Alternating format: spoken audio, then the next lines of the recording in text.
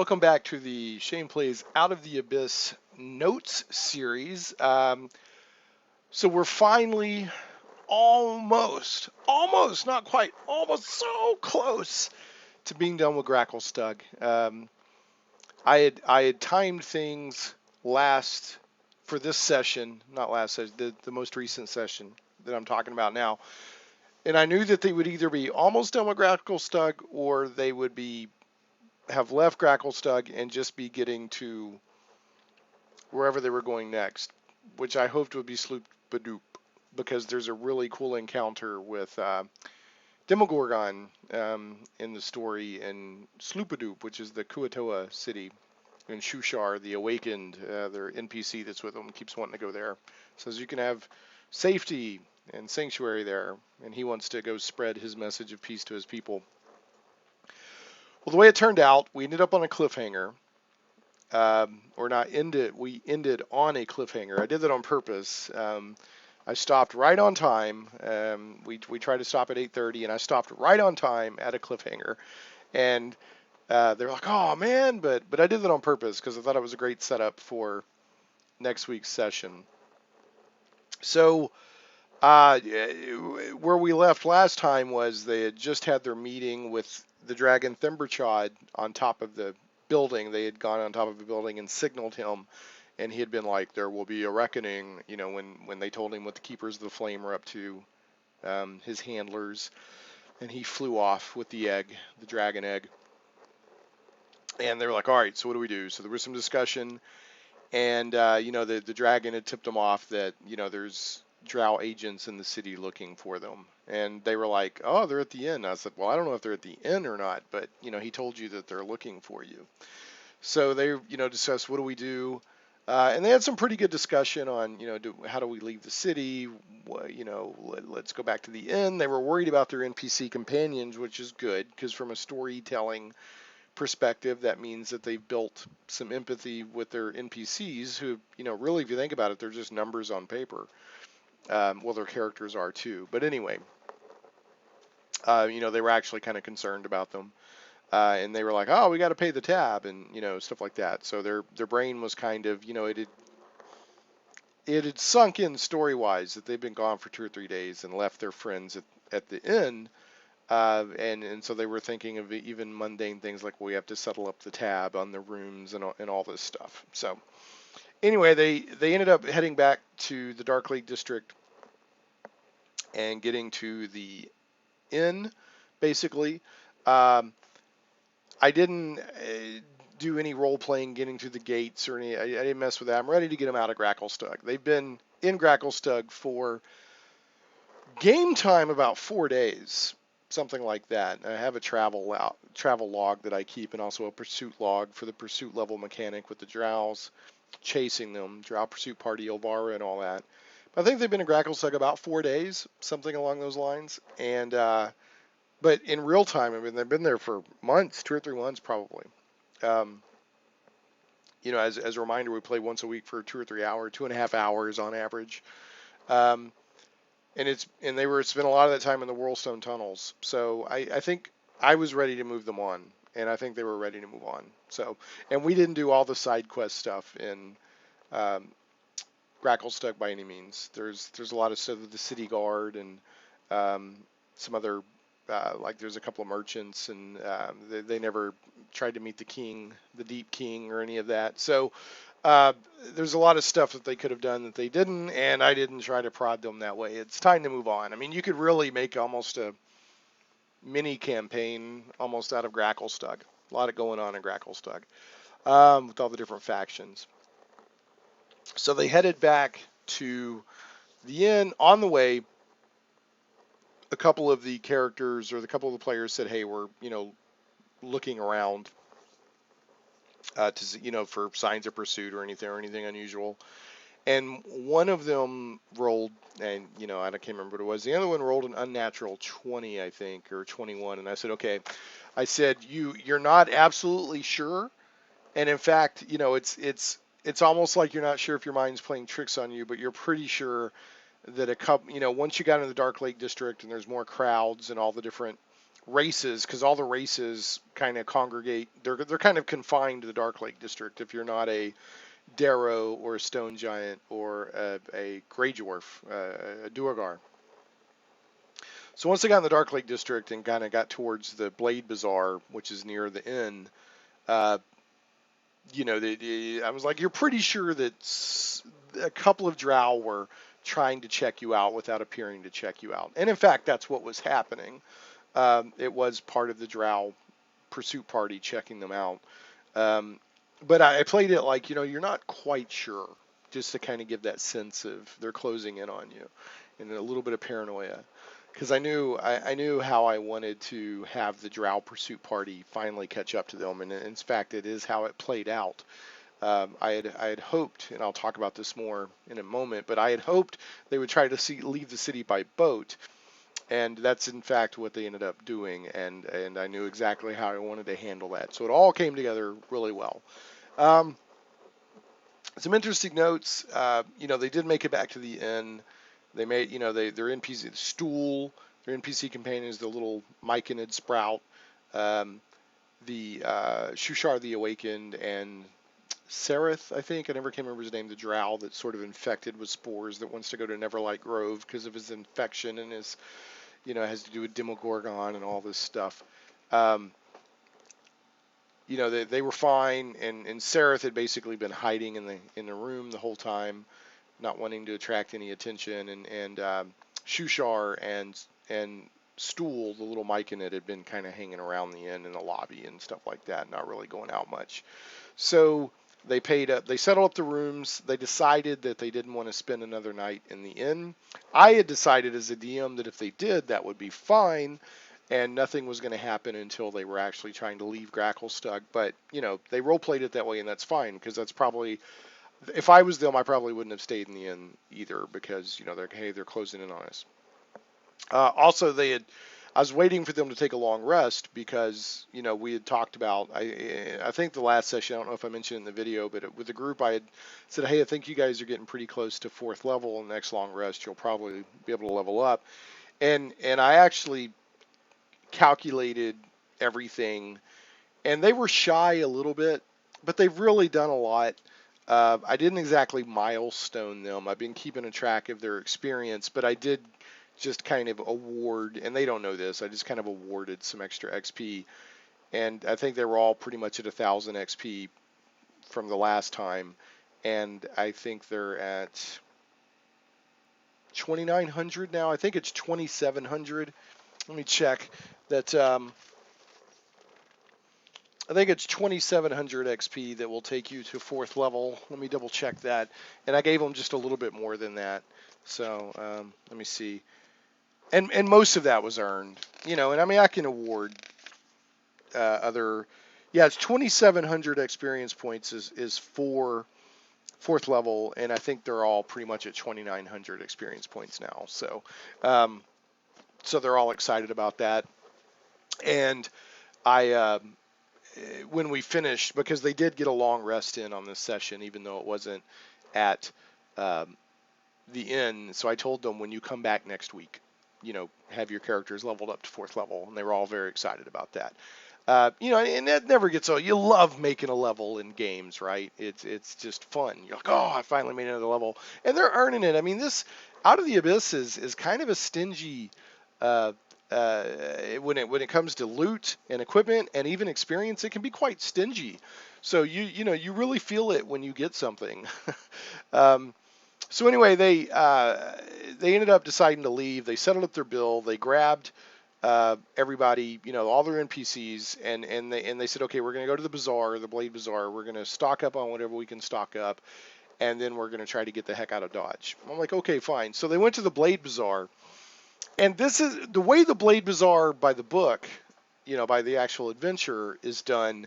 It's basically, you can buy most like weapons and equipment if it's non-magical, because that's what's made in Gracklstugh. It's a very industrial. They make a lot of weapons and armor and stuff like that. Well, the way I've played it before is, I said, basically, if it's a non-magical weapon or armor, or it's just on the basic adventuring gear list and it's not exotic or something like that, you can buy it at the Blade Bazaar, and then you can, you can sell stuff like normally, like 50% value or whatever, however it is by the player's handbook. And they, and I said, if you want to find anything exotic, just let me know, and we'll see. And so there were a few exotic requests, and I basically just in those cases, and I know this is kind of old school of me, but it's just how I am. I assigned it a percentage, and I said, roll a percentage dice, and if you make that percentage, then you find it. And one guy was trying to find a book of the infernal language, and I gave him a 20% chance, and he didn't do it. And my character that the guy who's always just coming up with crazy stuff is always trying to, hey, can I do this for my character, or whatever. So he said, can I find a book of animals? And I'm like, okay, well, I'll give you a 50% chance of finding a book of animals.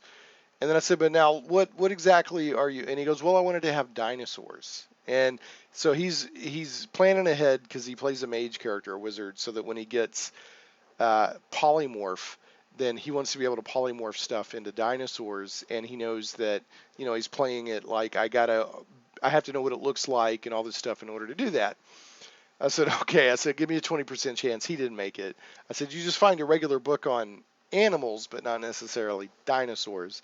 I have so many that my players, they always come up with something to think about. Like I've got these two brothers in real life that play, and they're always like any exotic stuff, creatures, they want to try to turn it into pets. One of them really wanted to keep the dragon egg, and was bummed when the dragon egg left with the dragon. And there was some debate when I first got to the game last night. There was a debate among the players on what would have happened if the egg would have hatched. And, one guy, the guy that, is always coming up with strange theories and, hey, can I do this with my character? And da-da-da. He was absolutely convinced that when the worm popped out or the dragon popped out, instinct would take over and it would just be ferocious and da-da-da and attack. So there was some debate there. So I let them debate it out. And then when I was done, I opened up the Out of the Abyss book specifically says about this egg that if it hatches, then it bonds with the first creature it sees. So I told him, I said, look, it's a moot point now. Egg's gone. It's with the dragon, but here's what would have happened. And the guy who wanted to keep the egg was like, ah! And the other guy was like, oh, man, everything I've ever read about dragons says otherwise. So I just love little moments like that in gaming.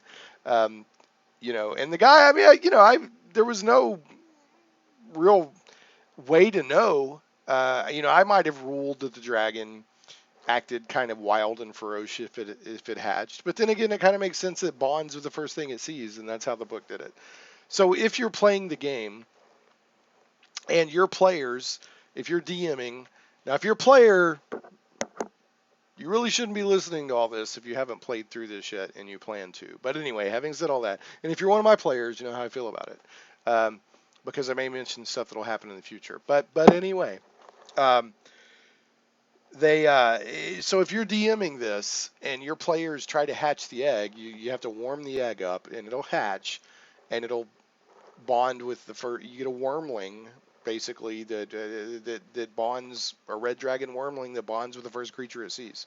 So there you go. Another unusual request. I had to do a lot of on the spot spontaneous DMing last night. Various requests because it was kind of a, hey, let's go to the market, let's do this, can we do this kind of thing. It's the two brothers, and they're always wanting, like, they want to make a Nothic a pet, they want to make a dragon a pet, they want to make the Darrow a pet, they want to make goblins pets. That's fine, it's fun. But one of the brothers has gotten this thing where unusual creatures, he wants to dissect and keep parts. Like when the Shrieker a few sessions ago, he wanted to dissect and find whatever in the Shrieker was making the Shrieker noise. And I gave him a chance, but he didn't make it. And they fight a carrion crawler in this adventure last night on a random encounter table. And he wanted to extract the venom that paralyzes you from its tentacles. And I said, give me a roll. And I said, if he gets a 20, and he actually rolled like an 18 or 19, but I said, no, I said the difficulty was a 20 to get some of it. And so I do give him a chance. I don't want to squash creativity, But I do, it's like, hey, you're just suddenly, you don't know anything about nature, but you're gonna, milk venom out of a dead carrion crawler kind of thing. I give it a difficulty.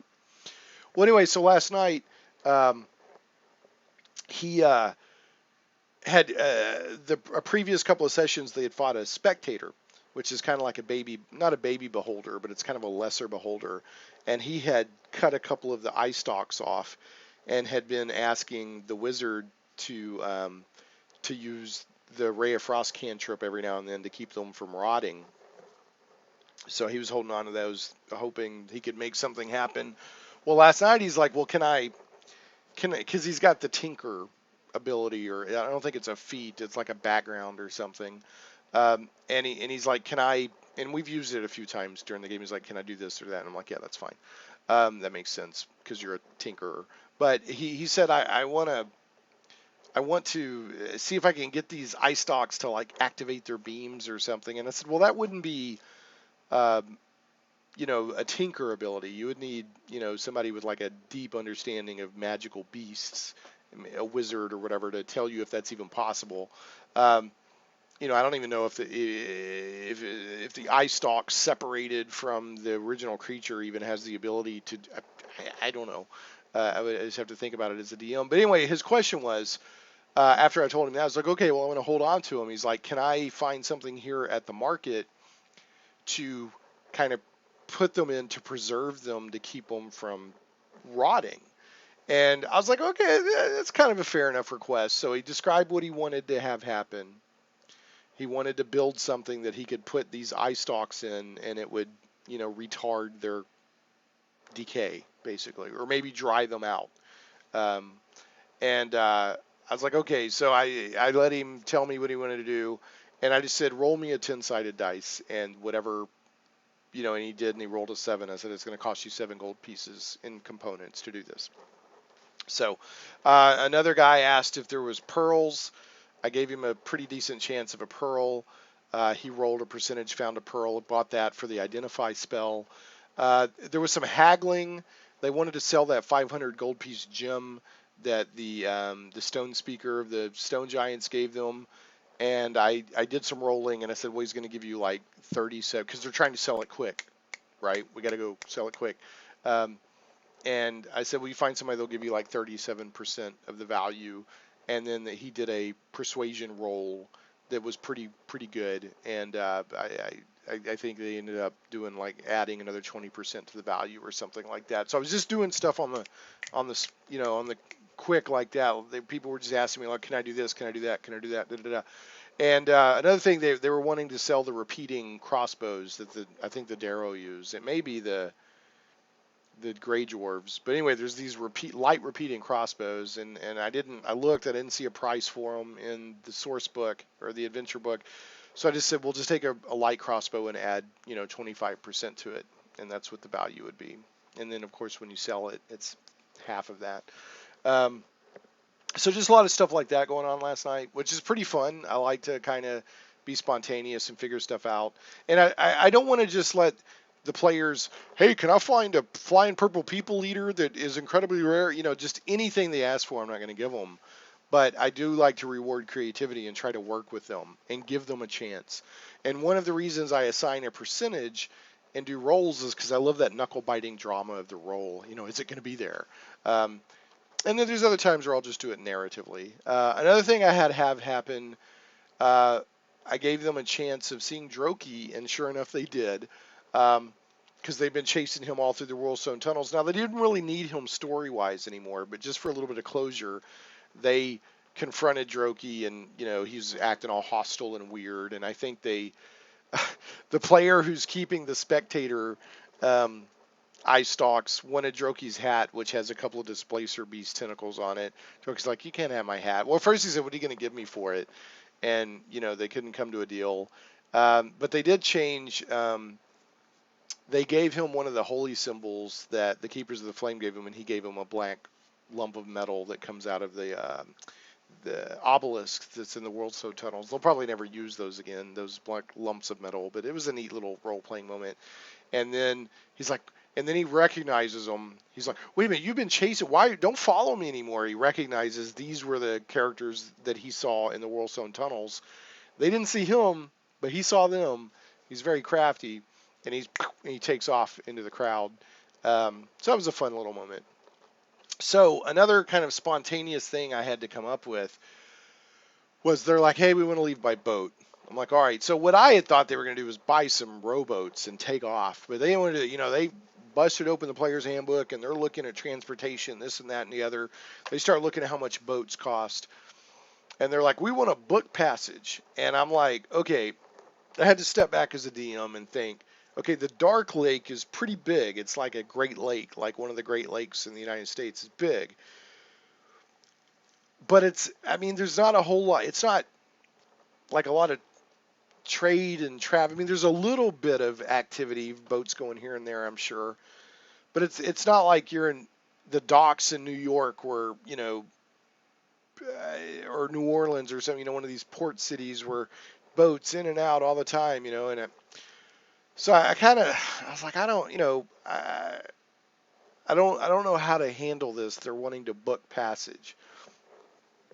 So I finally came up with the idea. I said, well, there's some, and I had to come up with this boat and this captain, like that, on the fly. And it was a deep gnome captain and a deep gnome crew. And they had kind of a boat that would travel the Dark Lake, the various few communities on the Dark Lake, and do some trade. So, and they had, they talked to two or three, a lot of boats were like, no, go away. We don't want to talk to you. And I said, there's only like 3 boats, like on the whole docks right now, like the kind of boat you're talking about. And I don't even know if this fits. I don't even know if it fits the Dark Lake. I don't know if it fits the Underdark or whatever to have this deep gnome captain with a boat. But that's what I did, because that's what they were looking for. So they did some haggling, and he was like, "Look, I just got here. I'm not really interested in leaving. I just unloaded. I got to sell what I brought to some merchants that are expecting me, and then I want to buy some stuff in the bazaar to to go to other communities or whatever. And I'm not ready to leave yet." But they haggled, and they were kind of like, oh, well, okay. And so they kind of thought I was telling them no, but I was like, well, he's like, unless it's worth my while. So they got the hint and it was like, okay. So they haggled, and, I didn't do the price of passage like if it was, like in the book, because that was pretty cheap. I think they ended up haggling at 3 gold pieces per head to go to Sloopadoop. He's like, what do you want to go there for anyway? And they gave him some. We want to take this guy there, and I don't know anyway. And then of course Stool, who is the Myconid, he wants to go to Neverlight Grove. He's like, oh, we can go to Neverlight Grove. He's like got the mentality of like a 5-year-old. He's a young little Myconid.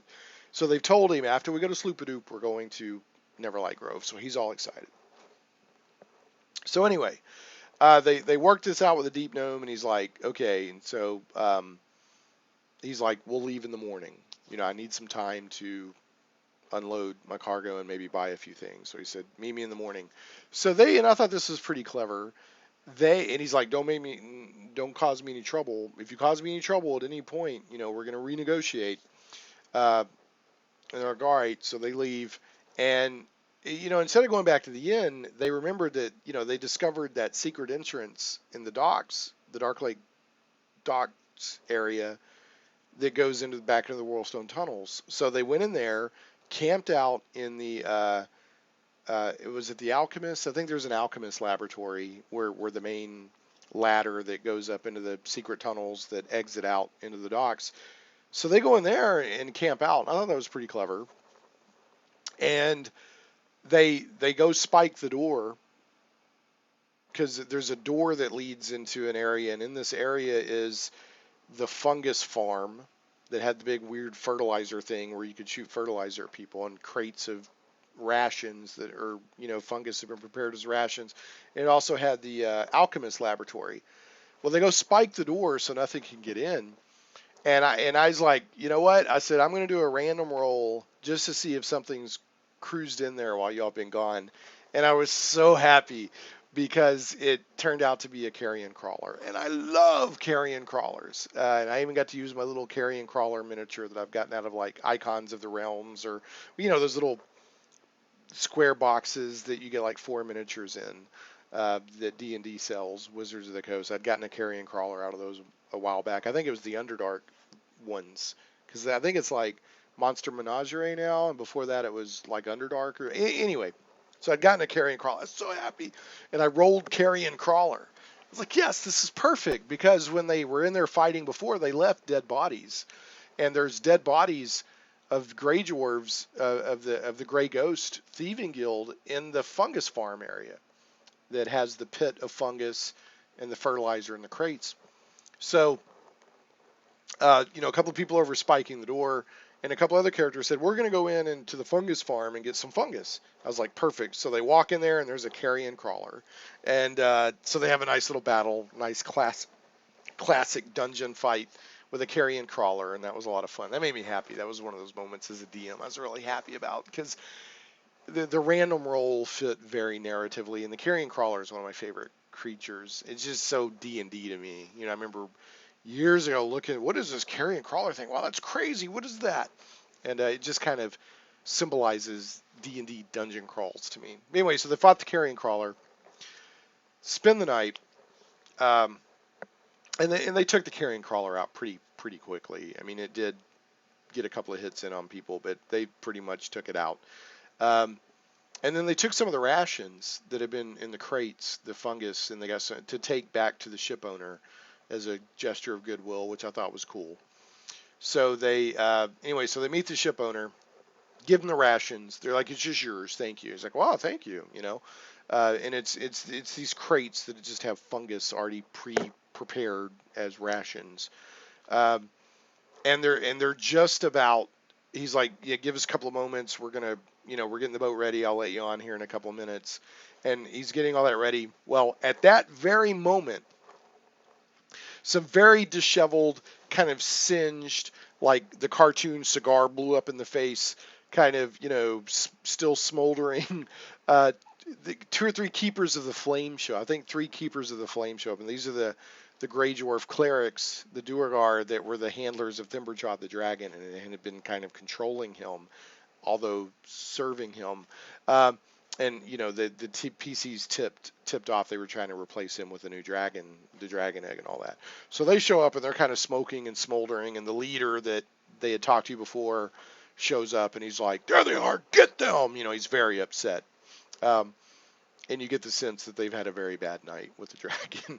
And at that very moment, a couple of drow come out of the crowd. These scout warriors of the drow. I think 3 of them again, and they're like, "There they are, get them!" And one of them's like, "Tell the mistress," and another one runs off. So right at that moment, they're like, "Ah!" And here come the keepers of the flame on one hand, and here come the drow on the other hand, and they know that. Because a couple of the characters speak Undercommon, and they heard the drow say, "Go get the mistress." So it's all unfolding, and of course the Deep Gnome captain is suddenly going to be like, "Oh," so they don't know it, but they're going to have to do some fast talking with him, not to take off and leave them on the dock in the middle of this fight. So another thing I'm going to do next week is the family of 4. That the dad and the 3 kids that play together, they've been out for a while, and I asked them, because they got separated a while back, because in real life they were going on vacation for a couple of months, kind of a working vacation, and I finally said, okay, come back, because this is a perfect time for them to come back in. They're going to come running up in the middle of the battle and join the battle, and then be able to get on the boat. And I still have to determine with them what's been going on the past couple of months, or the past 3 or 4 or 5 days in game time. And there's a whole series of subplot where you kind of work for the captain of the guard in Gracklstugh. When you get arrested, you can either be arrested or they'll put you to work. Like, okay, you can either sit in jail or we'll put you to work doing quests for us. So that's what I'm going to have had them doing, and I'm trying to get with them separately to spend an hour or 2 with them before the game next Tuesday to catch them up to speed. Now the downside of that, I think we had 8 or 9 players the other night, so we're going to be up to like 12 or 13 players. Whew. We've done it before. I don't want to turn anybody away. And this family is very nice and they're personal friends, so I don't want to leave them hanging forever. So I'm going to work them back in. But that's what's going to happen next week. And then hopefully they'll go to Sloopadoop. And there's some really cool stuff that happens. It's almost Cthulhu kind of stuff, Call of Cthulhu kind of stuff going on in Sloopadoop. Very crazy sacrifices and deity this and blah, creepy altars. And then Demogorgon comes rising up out of the water. And it's just great. I can't wait to get them there. So anyway, that's what's been going on. Thanks so much for watching. Thanks so much for listening. I hope this helps you. Maybe if you're running the game or have already run it, maybe you're going to run it again. Maybe you're getting some ideas or learning from my mistakes. Or if you have any tips for me, please feel free to leave them in the comments. And as always, please leave a thumbs up to this video on YouTube. And if you haven't already, please subscribe to the channel. That helps me tremendously. We will catch you next time on the Shane Plays Out of the Abyss Notes series. Thanks.